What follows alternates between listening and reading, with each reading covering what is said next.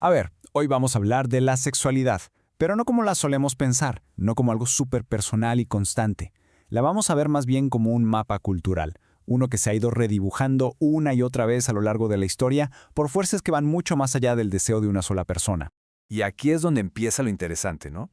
¿Cómo es que algo tan nuestro, tan íntimo como la sexualidad, puede ser tan complicado? ¿Por qué sus reglas cambian tanto con el tiempo y por qué todavía hoy generan tantísimo debate? Pues la respuesta es que nunca se ha tratado solo de sexo. La evidencia histórica es súper clara. La sexualidad es un cruce de caminos donde siempre han chocado los intereses sobre el parentesco, la religión, la medicina y, claro, el poder político. Ok, pero antes de meternos de lleno, una advertencia súper importante. Para entender esta historia hay que evitar el error más grande de todos, juzgar o nombrar el pasado con las palabras y las ideas del presente. Miren, esto lo deja clarísimo. Hoy pensamos en identidades como ser homosexual o ser heterosexual, pero si viajáramos al mundo antiguo, veríamos que el enfoque era totalmente distinto. A nadie le importaba quién eras, sino qué hacías. Todo giraba en torno a los actos, al rol social que jugabas, a tu estatus, si eras ciudadano o esclavo, y si lo que hacías traía honor o vergüenza a tu familia. Venga, ahora sí, hagamos un viaje, pero en cámara rápida por la historia, para que vean que esto de regular la sexualidad no es nada nuevo. Ha sido una constante en prácticamente todas las sociedades organizadas. Fíjense, no importa si estamos en Mesopotamia con las primeras leyes sobre el adulterio, en Egipto con sus manuales médicos o en la India con el sexo visto como un arte de vivir muy bien definido. El patrón es el mismo. A través de la ley, la medicina o la religión, las sociedades siempre han metido su cuchara para decir qué es legítimo y qué está prohibido.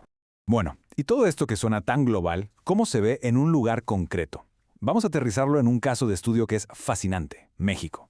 Vamos a ver cómo estas fuerzas mundiales toman una forma única y súper compleja aquí. Para entender el México de hoy, vamos a pensar su historia sexual como si fuera un corte de tierra, como si fuéramos arqueólogos. Hay 5 capas, una encima de la otra. Desde el mundo prehispánico hasta las broncas de hoy, cada época dejó su marca y juntas forman el terreno tan complejo en el que estamos parados. Nos vamos directo a la segunda capa, la colonia, que fue un momento de quiebre total. La evangelización no solo trajo nuevas creencias, sino que le dio un giro de 180 grados a la sexualidad indígena con un concepto que antes no existía aquí y que se volvió todopoderoso: el pecado. Y esta frase es una joya, porque explica el cómo lo hicieron. La confesión fue una herramienta de control brutal. Al traducir la moral cristiana a lenguas como el náhuatl, se metieron hasta la cocina, implantando un nuevo código moral directamente en la conciencia de la gente. Pero, ojo, esto no era nada más un asunto de sermones en la iglesia, para nada. Sucesos como las ejecuciones de 1658 eran espectáculos públicos, diseñados para aterrorizar y para que a todo mundo le quedara claro, por la mala, cuál era el nuevo orden sexual. Y bueno, el tiempo pasa y llegamos a la tercera capa, el porfiriato, a finales del siglo XIX. Y aquí las reglas del juego cambian otra vez. El poder ya no habla tanto el lenguaje de la religión, sino el de la ciencia. La sexualidad deja de ser principalmente un pecado para convertirse en un tema de salud, de higiene pública. El nombre de esta nueva forma de control es higienismo. ¿Qué significa? Que el Estado moderno, con la medicina como su mejor aliada, empieza a gobernar los cuerpos en nombre de la salud de la nación. Ahora se registran, se inspeccionan y se controlan las prácticas sexuales que se consideran peligrosas para el orden social. Y si quieren un ejemplo que cimbró a la sociedad de la época, tenemos que hablar del famosísimo baile de los 41. Una redada policíaca en una fiesta privada se convierte, gracias a los periódicos, en un escándalo nacional. Este evento no inventó el estigma, pero vaya que lo consolidó en la cultura popular, sirviendo como una lección pública sobre cómo no debía ser un hombre. Ok, pausa. Ya vimos un montón de historia, pero ¿qué hay detrás de todo esto? ¿Cuáles son esas fuerzas, esos motores que de verdad mueven los hilos a través del tiempo y las culturas? Pues básicamente el análisis histórico nos dice que todo se puede resumir en 3 grandes motores.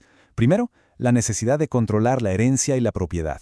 Segundo, el poder de la religión para manejar la moral de la gente desde adentro.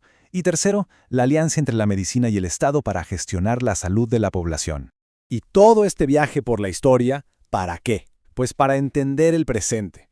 Porque todo esto que vimos no son cosas de museo, están vivitas y coleando en los conflictos y en los avances que vive México hoy. Si vemos las leyes, por un lado parece que hemos avanzado muchísimo. Decisiones de la Suprema Corte que han sido un parteaguas, como despenalizar el aborto a nivel federal o el hecho de que el matrimonio igualitario, como en el caso de Guanajuato, ya sea una realidad en todo el país. Pero una cosa es lo que dice la ley y otra muy distinta es lo que pasa en la vida real. Y para muestra esta gráfica. Nos enseña una historia completamente diferente, una brecha gigantesca en la tasa de fecundidad adolescente dependiendo de dónde se nace o se vive. Miren nomás estos números. Esto es brutal. Un derecho que existe en el papel no significa que todas las personas tengan el mismo acceso a él. En Guerrero, la tasa es más de 4 veces la de la Ciudad de México. Son 2 Méxicos, 2 realidades opuestas. Y lo más fuerte es que esta brecha no es casualidad, no apareció de la nada. Es el eco directo de esas capas de historia de las que hablamos. Es la herencia de un orden colonial que marginó regiones enteras y un control higienista que concentró los servicios de salud en las ciudades. Esa historia dejó una huella profundísima. Entonces, cerramos con esto. Si algo nos enseña la historia es que las reglas sobre la sexualidad no son naturales, nunca lo han sido. Siempre las ha escrito alguien con poder, ya sea la Iglesia, el Estado o la medicina. La gran pregunta hoy y la gran lucha es por definir quién o quiénes tienen el poder de escribir las reglas del mañana.